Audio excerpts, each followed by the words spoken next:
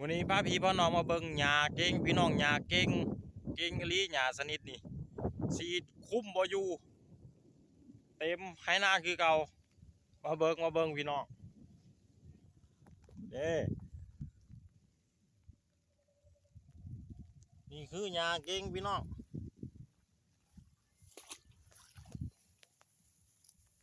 นี่ใบมันสิเป็นนั่นนี่เนาะเบิ่งขึ้นเต็มไหนาคือเก่านี่โพดโพ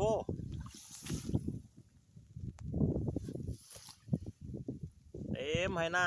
สีดคุ้มบ่อยู่ล่ะสิได้ขาแล้วบัดนี้ขึ้นเต็มให้เลยนี่